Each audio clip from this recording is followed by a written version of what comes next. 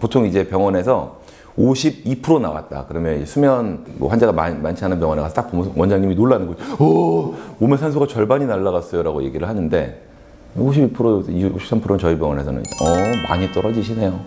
심합니다. 근데 이분은 제가 보고 어머나 이거 너무 심하신데요 라고 얘기를 했던 기억에 남는 환자분입니다. 안녕하세요. 닥터초리의 이철입니다. 수면 검사하고 나서 병원 가서 검사 결과지를 이제 해석을 듣죠. 근데 그럴 때 되게 어려운 얘기가 되게 많이 나옵니다. 보면은 뭐 수면 무호흡 수치가 얼마라든지 아니면 산소 포화도가 얼마까지 떨어졌다든지 되게 어렵죠. 근데 항상 병원에서는 되게 이제 코골이가 심하신 분들한테는 결국에 무호흡이 심하니까 양압기를 써라 라고 얘기를 많이 들을 텐데 그 산소 포화도에 대한 얘기를 한번 해보려고 합니다. 그럼 산소 포화도가 정상이 얼마냐? 여기 보시면은 이 수치가 보이나요? 나와요? 이게 98% 나오는 게 산소 포화도입니다. 그럼 정상적인 사람은 얼마 정도 나오냐? 여기 보면은 98%, 뭐 97% 그 정도 왔다 갔다 합니다. 그러면 85% 이하까지 떨어뜨릴 수가 있느냐? 일단 저희가 이걸 언제 해봤냐면 처음에 병원에 실습에 나갔을 때 거기서 이제 이런 장비를 가지고 저희끼리 장난으로 좀 장난기가 많은 친구들이 껴보고 숨을 참아본 적이 있어요. 그럼 실제로는 많이 안 떨어집니다. 생각보다는. 한번 제가 참아볼게요. 제가 숨을 참으면서 어디까지 떨어뜨릴 수 있나 한번 보겠습니다.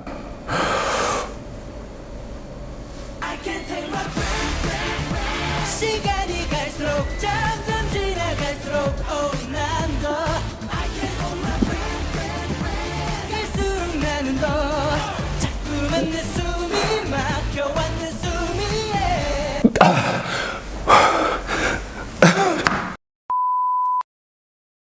쉬었다 합시다.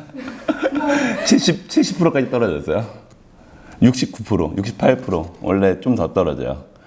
68%까지 떨어지고 지금 바로 올라오죠. 77%, 82%, 86% 원래 좀 약간 시간차가 생깁니다.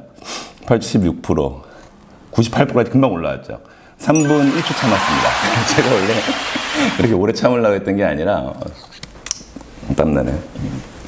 원래 보통은 이제 1분 30초 정도 보통은 참을 수 있는데 해보면은 그 85% 이하로 떨어뜨리기가 되게 힘듭니다. 자면서는 이제 정상적으로는 85 이하로 떨어뜨리기 힘들고 우리가 85 이하로 떨어지는 거를 더 넘어서 제가 지금 70%대까지 떨어뜨리는 게 엄청 힘들었잖아요. 근데 보통은 85까지 못 떨어뜨려요. 해보시면 알겠지만 숨이 엄청나게 많이 찹니다. 한 환자분, 저희 병원에서 검사하는 환자분인데 이 환자분 데이터를 보면 여기가 제일 위에 선이 깨 있는 거고 그리고 이제 수면이 여기서 시작이 됐습니다. 한 10분 정도 있다 잠이 들었고 1단계, N1, 2, 3가 1, 2, 3단계 수면인데 보통 수면 무호흡이 심하신 분들은 3단계 수면으로 들어갈 수가 없습니다. 지금 보면 1단계, 2단계 수면 되게 잘 주무시는 거고요. 여기서 꿈을 꾸는 렘 수면이 나왔어요. 보통 우리가 렘 수면 때 기억을 저장하고 장기 기억으로 전환시키기 때문에 이 렘 수면이 부족하신 분들은 좀 장기 기억이 떨어질 수 있다라고 얘기를 합니다. 중간에 한 1시경에 한 5분 정도 깼고요. 화장실 갔을 수도 있고요. 금방 잠이 듭니다. 이런 식으로 해서 또 렘 수면이 쪼개져 있죠. 보면 쭉 못 가고 좀 쪼개져 있는 걸 볼 수 있습니다. 이런 식으로 잘 주무셨는데 전체 수면의 89%를 주무셨으니까 보통 저희가 수면 효율이 85%가 이상이 되면 잘 잤다고 표현을 하거든요. 근데 굉장히 잘 주무신 거죠. 그런데 이 환자분은 수면 무호흡 수치가 얼마나 나오냐? 수면 무호흡 수치가 10초 이상 되는 무호흡이 자면서 600번이 넘게 있었습니다. 1시간당 수치가 118회죠. 이게 저희가 시간당 5회가 넘어가면 합병증 구간으로 들어간다고 표현을 하거든요. 우리가 고혈압도 150이 넘어가면 뭔가 좀 문제가 있어서 약을 먹는 게 좋다라고 권장하는 것처럼 이 수치가 5가 넘어가면 수면무호흡증으로 진단이 되고 30이 넘어가면 중증의 수면무호흡이 있다라고 표현을 합니다. 근데 이분은 30보다 훨씬 높은 100이 넘는 거죠. 근데 이 수치가 100이 넘는 분들은 종종 있어요. 근데 제가 이 데이터를 왜 들고 나왔냐면 이게 산소 포화도예요. 제가 아까 떨어뜨린 게 이 미니멀 오트 세츄레이션이라고 얘기하는데 이게 최저 산소 포화도인데 이게 38%까지 떨어집니다. 저는 70까지 떨어뜨리는데 그렇게 힘들었죠.